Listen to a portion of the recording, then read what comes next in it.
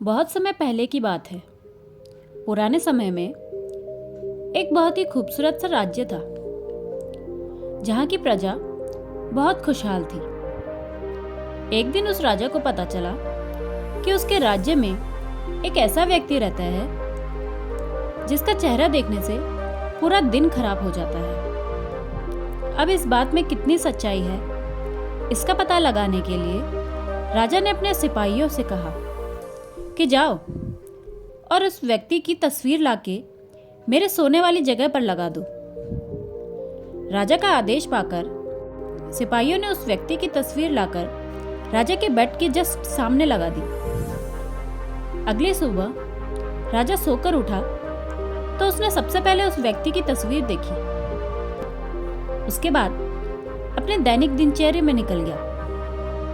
संयोगवश राजा उस दिन अपने कामों में इतना व्यस्त हुआ कि सच में शाम तक उसे कोई खाना भी नसीब नहीं हुआ।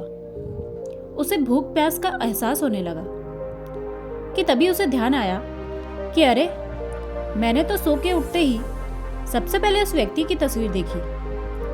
शायद इसीलिए मुझे आज खाना नसीब नहीं हुआ। राजा सोचने लगा कि सच में वो व्यक्ति बहुत ही डेंजरस है। उसने सिपाहियों को फौरन आदेश दिया कि जाओ और उस व्यक्ति को पकड़कर फांसी चढ़ा दो। अगली सुबह उस व्यक्ति को पकड़ा गया।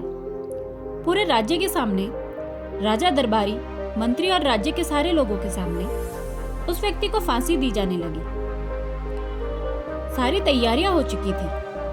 राजा ने उस व्यक्ति से कहा कि बताओ, आज तुम्हारा आखिरी दिन है। आज तुम्हारी कोई आखिरी इच्छा हो तो बताओ, उसे पूरी कर दी जाएगी।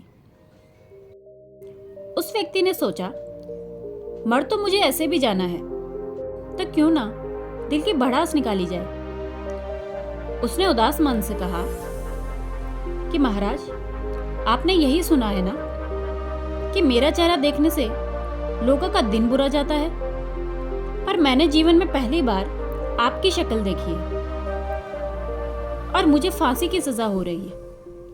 तो बताइए, मुझसे बड़ी पनौती तो आप खुद हैं। उस व्यक्ति की बात सुनकर राजा को अपनी गलती का एहसास हो जाता है। राजा सोचने लगता है कि सच में मुझे ऐसा नहीं करना चाहिए था।